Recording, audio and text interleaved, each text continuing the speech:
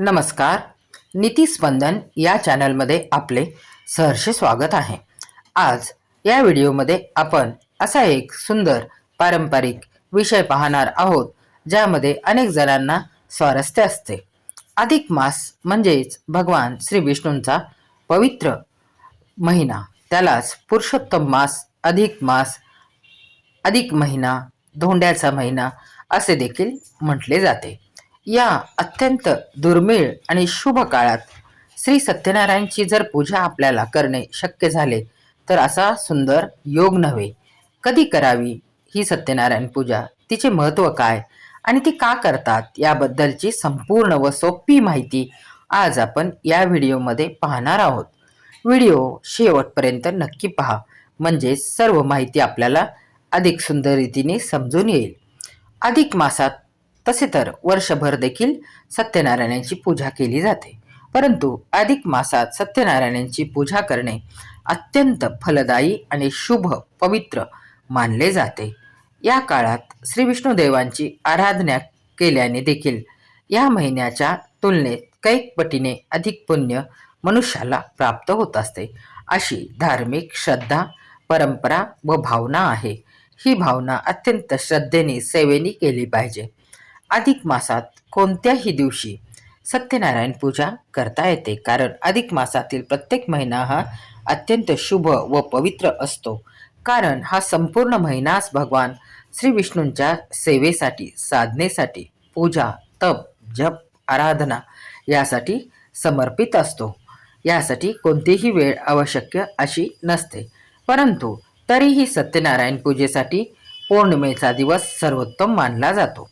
अधिक महिन्यातील येणाऱ्या पौर्णिमेला या सत्यनारायण पूजेचे महत्त्व अधिक पटीने वाढते. त्या दिवशी सत्यनारायणचे तत्व जास्ती प्रमाणात पृथ्वीवरती अवलंबित असते. अधिक मासातील दोन्ही एकादशी, जसे की कमला एकादशी आणि परम एकादशी, श्री विष्णू पूजेसाठी अत्यंत पवित्र अशा तिथी समजल्या जातात. या दिवशी देखील श्री सत्यनारायण यांची पूजा करणे असा उत्तम योग साधून येतो. जर तिथी जुळून येत नसेल तर अधिक मासातील कोणत्याही गुरुवारी, कारण गुरुवार हा श्री विष्णुदेवांचा वार समजला जातो, किंवा रविवारी देखील श्री सत्यनारायण महाराज यांची पूजा तुम्ही करू शकता. या सत्यनारायण पूजेसाठी आपल्याला आपल्या मनाप्रमाणे ज्या भक्तिभावाने वस्तू आपल्याजवळ असतील त्याने आपण सत्यनारायणाची पूजा करू शकतो. दिवसाच्या उत्तरार्धात म्हणजेच प्रदोष काळात सूर्यास्तानंतरच्या वेळी सत्यनारायण पूजा आणि कथा वाचन करणे सर्वात उत्तम मानले जाते. त्यासाठी श्री सत्यनारायण महाराजांचा फोटो असणे आवश्यक आहे. त्यावर हार घालावा, हळदी, कुंकू, धूप, दीप, तुपाचा दिवा लावून त्यांना नैवेद्य अर्पण करावा. अधिक मासाचे स्वामी स्वतः भगवान विष्णू पुरुषोत्तम आहेत. या काळात केलेल्या पूजेचे विशेष फळ मिळते.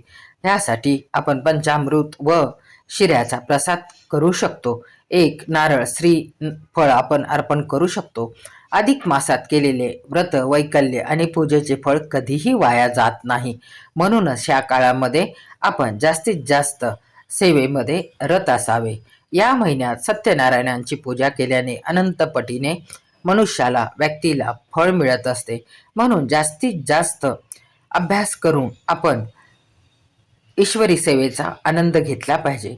वर्षभर देखील प्रत्येक पौर्णिमेला सत्यनारायणाची पूजा काही घरामध्ये केली जाते. त्यामुळे काय होते तर घरामध्ये सुख, शांती आणि सकारात्मक वातावरण निर्माण होते. काही वेळेला घरामधील नैराश्य दूर होण्यासाठी काहीतरी आपण नवीन असे करण्यासाठी अशी पूजा करायला हरकत नाही.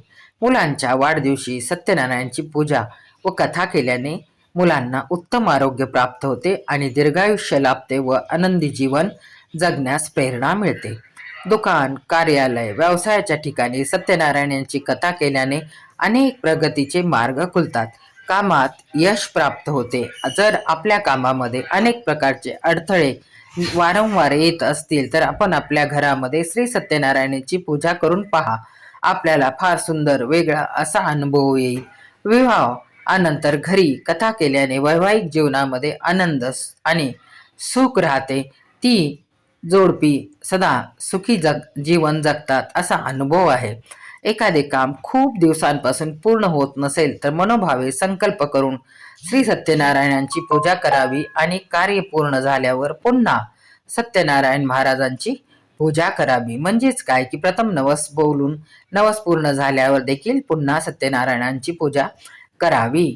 लग्नाच्या वाढदिवशी सत्यनारायणांची पूजा केल्याने वैवाहिक जीवनामध्ये प्रेम निर्माण होते, समजूतदारपणा आणि एकमेकांविषयीचा आदर भावना स्थैर्य वाढते. यासाठीच आपण घरामध्ये प्रसंग साधून श्री सत्यनारायणांची पूजा करणे आवश्यक असते.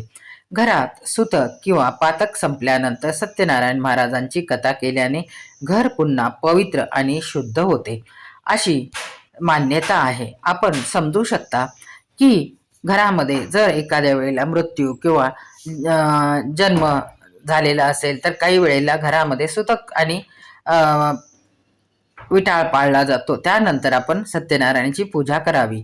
अधिक मासात सत्कर्म, दान आणि पूजेला प्राधान्य दिले जाते. या काळात श्री सत्यनारायण महाराजांची कथा ऐकल्याने किंवा पूजा केल्याने कुटुंबात समृद्धी येते आणि मानसिक शांतता, स्थिरता प्राप्त होते आणि आपल्या मनातील अनेक गोष्टींचा अडथळा जो असतो तो दूर होतो. तर या पवित्र काळात भगवान श्री विष्णूंची कृपा मिळवण्याची संधी आपल्याला प्राप्त होत आहे, ती अजिबात चुकू नका. अधिक महिन्यामध्ये श्री सत्यनारायण महाराजांची पूजा काही लोक 1, 2, 11, 5, 21 अशा संख्येमध्ये घालतात. आपण आपल्या सोयीनुसार करावे. अधिक मासातील व्रतवैकल्य, पूजाविधी आणि कथा याबद्दल सविस्तर जाणून घेण्यासाठी मी एक खास अधिक मास प्लेलिस्ट तयार केली आहे. त्याची लिंक तुम्हाला खाली डिस्क्रिप्शन बॉक्समध्ये आणि वर आय बटनमध्ये मिळेल. ती नक्की पहा. त्यामध्ये आपल्याला आवश्यक अशी माहिती नक्की मिळेल. चला तर मग भेटूया पुढच्या व्हिडिओमध्ये. बोला सत्यनारायण महाराज की जय. श्री विष्णू महाराज की जय. ओम नमो भगवते वासुदेवाय नमः. धन्यवाद.